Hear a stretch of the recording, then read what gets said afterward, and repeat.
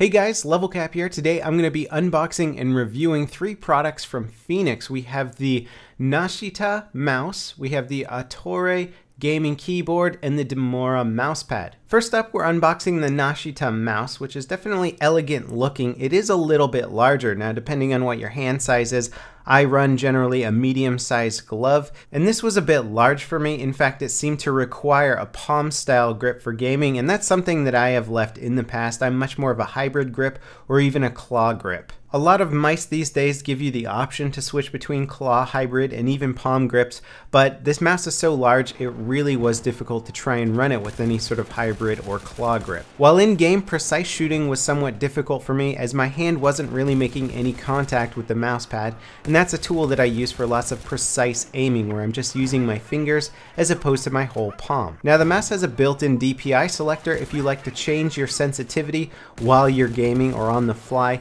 But one thing that really surprised me is that there's no drivers included with the mouse, or are there any online? This is a driverless mouse, which might be a pro to some people out there, but there's also a lot of benefits that come with mouse drivers. Most modern day mice do things like turn off mouse acceleration for you automatically. You can set macros to buttons. You can set lift-off distance, which was really bad on the Nascita.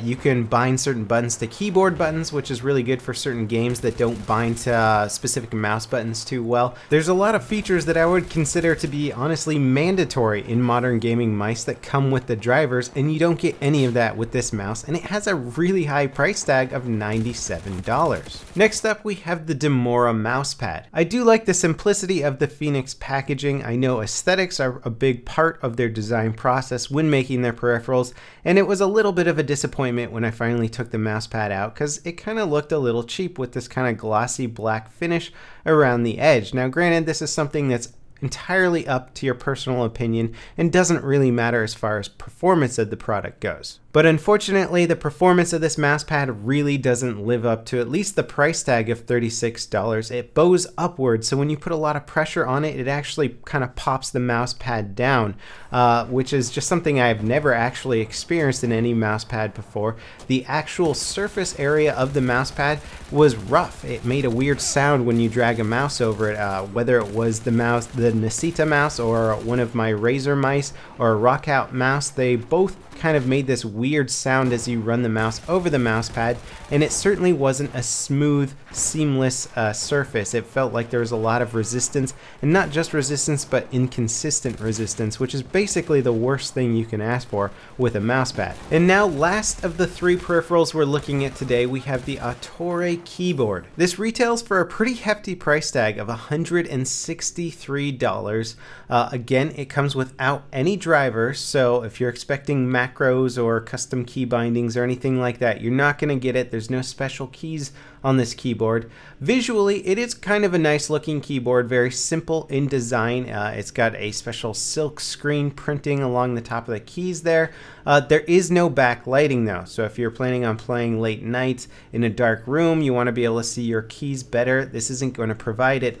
Also, most of the keys that I use have white lettering on this. This has black lettering, so it's very hard to see them, and if you're trying to find a key real quickly, it may be a little difficult. It has gold-plated Cherry MX Brown switches, which are certainly a good switch for a gaming keyboard. According to the description, the paint job is designed to withstand better durability, so if you are the kind of person who wears out your keys after some time, hopefully this will stand up to it, although obviously I haven't had the time to really stress test that. It comes with an old PS2 connector, so if you have an older motherboard that doesn't recognize USB keyboards for getting around the BIOS, then that's useful, but I have a feeling if you can afford this keyboard, then you can certainly afford a good computer with a modern motherboard. Altogether, these three peripherals add up to almost $300, with tax definitely above $300, and it's a little bit surprising to me. In fact, it's quite surprising considering what's being offered here. Nothing that really a modern day gamer wants. The mouse doesn't have drivers, the keyboard doesn't have drivers, the mouse has an awkward palm grip style to it. There just isn't a lot about these peripherals here that actually look like they are intended for gaming themselves. I would think of these peripherals to be much more geared towards maybe a high-end computer user that doesn't really care about things like lift-off distance or gaming performance or that sort of thing, and just wants something with more of a nicer finish and higher build quality. And even so, that being said, I think companies like Razer, Rawcat, Mionix have much better build qualities and surface finishes than I was experienced with Feenix products. So unfortunately, I find it very hard to recommend this line of gaming gear. Now, if you are interested in picking up some good high-end mice or good keyboards, I'm going to link a few of my favorite products in the video description. As always, guys, thanks for watching, and I'll see you next time. This is LevelCap signing off.